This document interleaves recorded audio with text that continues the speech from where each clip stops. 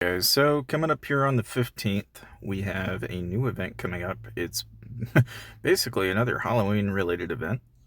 So we've got like Pumpkin Feast and a bunch of loot. So you got Conjuring 101, which is basically where you're going to get your freebies. Then you've got, kind of you may remember this. It's basically a match the pipes game, more or less. And of course, with the Mischief Guide, you've got, once again, the parrot back. And then Pumpkin Feast itself, you've got some new items. And in the price selection, you'll notice there's a return to certain items that people might have been wanting. So like the Candy Gatling or even the Dragon, for example, are going to be open on the shop to grab. Now, there is some new items in here that you can see. So there's the Gator Menace, there's the Reverie Weave, and the Thousandfold Pagoda. Now, in terms of like the actual items and getting the gears and such, that's this is all different frames and stuff that you can acquire. And there's also a new PAL that comes in with the spending event. So we can look at this, but it's basically the Night Sprite Fox. And so this thing is coming in at a increase to skill crit and skill crit damage. So now we have something for the mages that the mages will definitely jump overjoy over having. In terms of what you gain with the pumpkin carriage, you're basically going to get dealt damage equal to 4% of maximum HP to all targets within range, and reduce their damage resistance by 2% and their crit resistance by 20% until the battle ends, and it stacks up to 5 times. So that's almost a whole 100% crit resistance. Now, mind you, it only does this every 5 seconds, so it would take almost 25 seconds into the battle, which that is a kind of a ridiculous amount of time before that really kicks in, but that's still reasonable. As for the artifact, the Thousandfold Pagoda, it's going to give you every 10 seconds damage dealt to maximum HP to all targets within range, and then it reduces their attack speed, energy regen, and PAL attack speed by 30% for 3 seconds. So that one's a little less important. I'm not as jumpy about that one just because it's 10 seconds. Like, that clock is got to take a while to kick in for that to seem worthwhile. But I would see where this could potentially be useful, maybe in PvE for bosses, where I can see both the mount and the artifact probably are more than likely going to be pursued. But the main thing is the actual skin. So like here you can see that you get this cool, nice looking skin, and that's reasonably pretty cool. But of course, if you want a better look at the Thousandfold Pagoda or the Pumpkin Carriage, which really just looks like a tank with a pumpkin and a candle ghost, and yeah, it's a gator basically. So that's what that looks like. But more or less, that is what we have coming up, guys. And as far as the game is concerned, naturally, if you want to save any money, make sure to watch the end of the video, because again, you can save some money with Aptoid through the game if you want to. That said, of course, like right now, we've got Carnival Celebration going on, so basically you've got a bunch of different items and different solutions for different things that you can get. Like, one of the things that I kind of caught off, just by a one-off, is that if you go into Fresh Start, you can grab basically these torches and turn around, and if you got the pass, you actually have toothpaste in there. So for any of those Counter-Strike builds, or any, a bunch of crap I don't want. Anyway, but yeah, so it's an opportunity to basically get a chance at the Storm Rider, which I think could be really, really good. I think if you didn't get the Storm Rider, it's a good opportunity to grab it. Of course, there's also the Heart's Desire, which gives you, a reasonably high 8,000 AoE skill damage, and then it makes your targets airborne for half a second, which, I don't know, that's kind of interesting. And then, of course, you also have the non-stop power from the Shell Shade, which is basically a portable little shield that also increases skill damage. But again, none of that, in my opinion, tramps as much as the Storm Rider does, because the Storm Rider has a good chunk of damage resistance that comes along with it. Plus, I mean, who can go wrong with more anti-control effect abilities like that? Storm Raider is pretty useful. In terms of skins, though, you also have a return to a couple of different items. So you've got like that. You've also got this.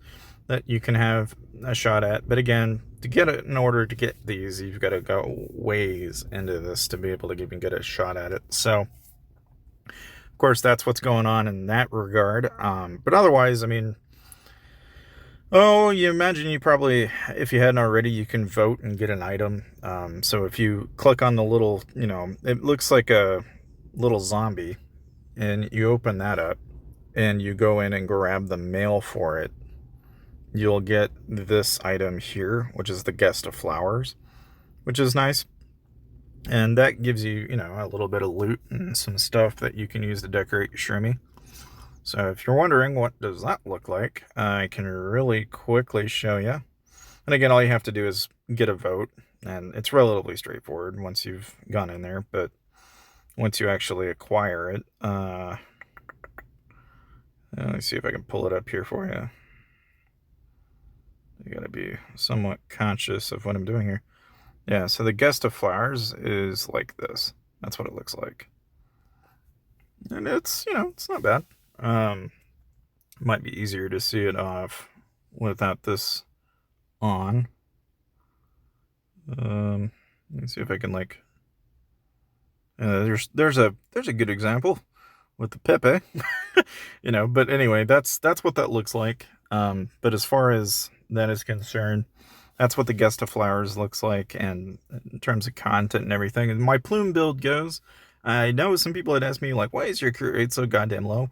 It's because I'm currently in the middle of transitioning through my gear and such, so I've got some pretty major changes that I'm making over in the enchantments, and I'm just trying to switch around gear, and basically I'll get it to where my combo and crit are back to where they need to be. But one of the things that I was playing around with in this set is I'm trying to see if what can I do if I just took out crit, and instead of working on crit and a regen set so much, one thing I was kind of playing around with was, what if I just, instead of worked on a, kind of like a crit combination, what happens if maybe instead of doing that, I focus in on maybe bringing up the healing rate, and then also bringing up the amount of skill crit and the number of, if anything, it's interesting to me how, right now in the talent tree, you've got a lot of different choices in terms of how you want to play this, but you can basically jump into all these different trees and grab all these stats. One of the things I was playing around with was regen, but it's, so for example, I can take this off and I'll show you what I mean, but basically you would pop on a regen set and give yourself a relatively high amount of combo. And then when you do so, then you've got yourself, 4 or 5% of regen on top of the 60, 70, 80% of combo. And what I'm doing is I'm trying to slowly but surely transition these pieces from my combo gear. And as I get more combo and crit pieces, I'm switching them out and throwing them into my regen set so that I can basically buff the amount of combo damage I do in my regen. Because I think combo and regen is working really well because it makes you really tanky. And I sacrifice the crit as a way to basically become a tankier, plume. But I don't know, it's just something I'm playing around with. But it's just something that, while I do have the candlestick, which the Castle Candle Brum works really well, I think, for the amount of damage it does. The problem is I have so much HP that is getting sucked away from it over time that I'm trying to counteract that with as much as I can in the form of, regen and other places. I'm even using attack speed to increase the frequency at which it actually heals me, so that it kind of works as a double negative, in a sense, to build up off it. But in any case, that is pretty much what I'm working on that front of it. And again, as far as relics go, this is where I'm currently playing with as far as the relics are concerned. And then as far as my souls, this is what my souls look like at the moment. And then, of course, I did briefly show you the enchants, but basically what I plan to do at some point is, well, I've got kind of a mixture of skill damage, crit, and so on. I do plan to eventually swap these all over to combo. And then when I've done so, and I've moved them all to combo, what I'll do is I'll throw in, after that, I'll work on the crit resistance, and we'll bring crit resistance up instead of skill damage to kind of buff the amount of tankiness that we've got and kind of debuff any of the crits that you would normally get anyway. But in any case, that's currently the plan. It just takes a while to get around to doing. But other than that, I mean, fundamentally, as far as the actual prayer statue goes, this is one of the biggest pet projects, is trying to get everything up to SS Plus. And that's not an easy task. It takes a lot of food to get there. So naturally, one of the things that I'm also currently keeping myself busy on is making sure to do my collections, and then I'm also making sure to send out and grab all of these 175% bonus parking fees, because that is a really good way to get a lot of parking coins relatively quickly. So I've been making sure to do that, because you cannot go wrong with this. And of course, I've made a video on this, so if you don't already know how to get 175%, you can always watch that video to find out more. But naturally, between doing that and juggling this, that's really about all you need to know. But thank you guys for watching, and of course, if you want to save some money, watch this.